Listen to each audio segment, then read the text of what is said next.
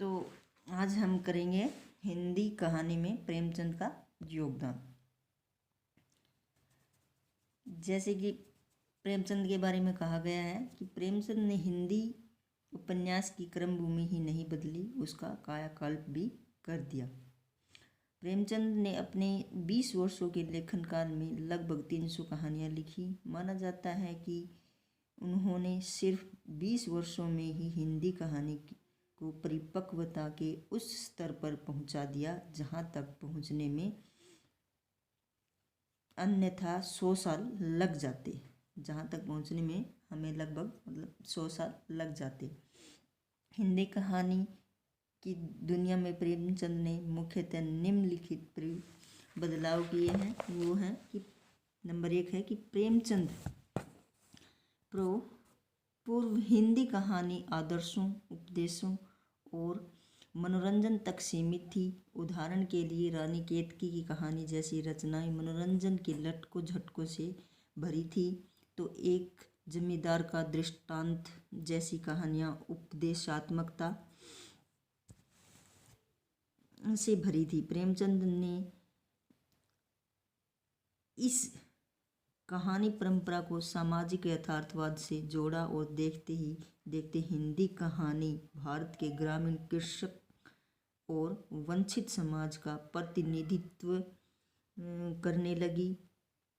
आरंभिक कहानियां जैसे कि बड़े घर की बेटी और रानी शारंधा प्रेमचंद की आदर्शवाद से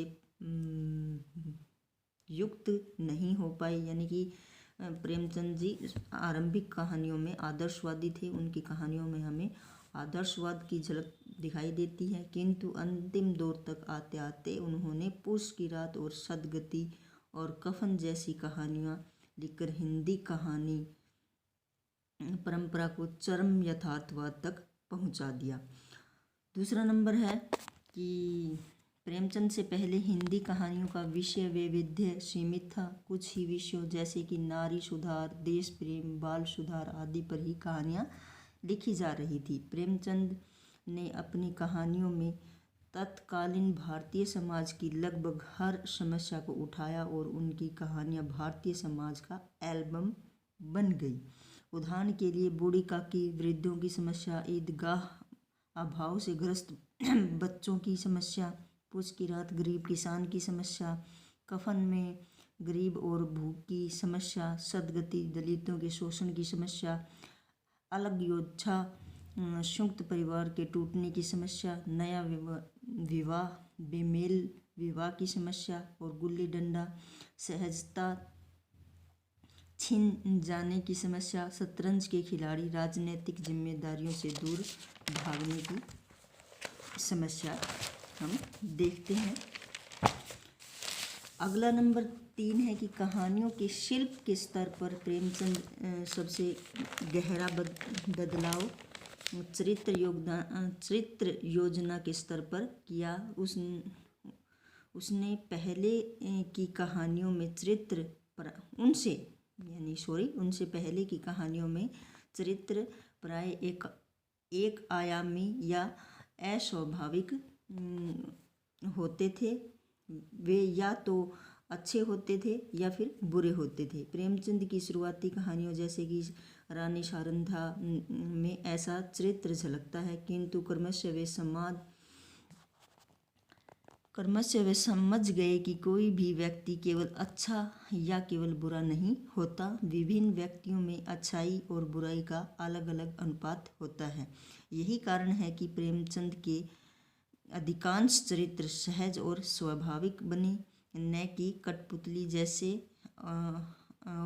जैसे आदर्श कफन के घीसू और माधव उनकी इस चरित्र दृष्टि के सर्वोच्च स्तंभ हैं। यानी कि उनके जो पात्र हैं वो कहानी की मांग के अनुसार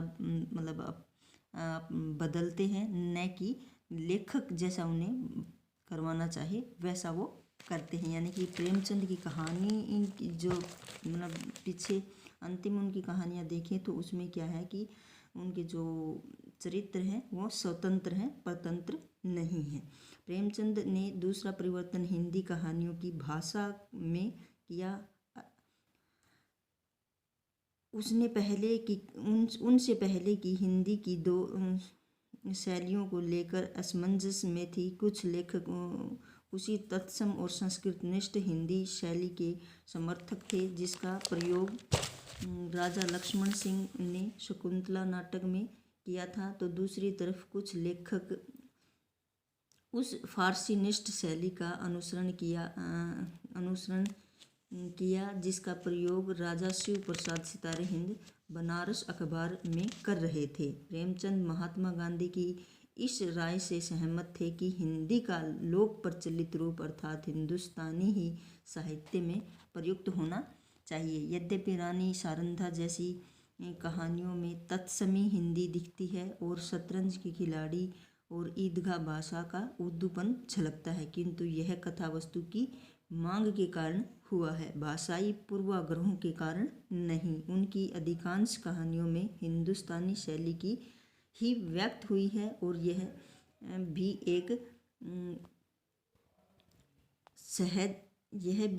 एक कारण है कि वह भारत में सबसे ज़्यादा पढ़े गए कहानीकार और उपन्यासकार हैं। यानी कि उनकी जो भाषा है वो सहज है और जो आम जन तक जो पहुँच सके ऐसी भाषा का उन्होंने अपनी कहानी व उपन्यासों में प्रयोग किया है।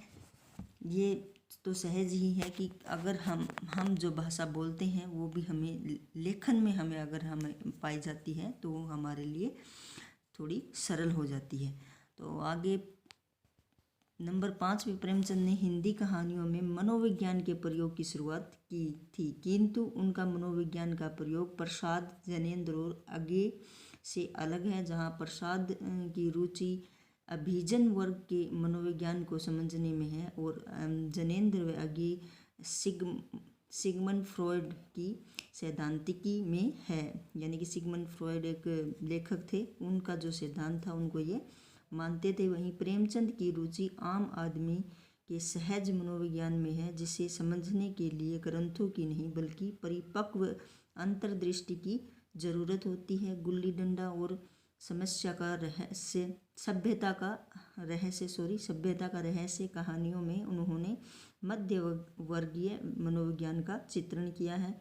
गिल्ली और गिला उनकी कहानी है और नया विवाह स्त्री मनोविज्ञान, सदगति में दलितों के मनोविज्ञान का, कफन में गरीबों और पुस की रात में किसानों के मनोविज्ञान का।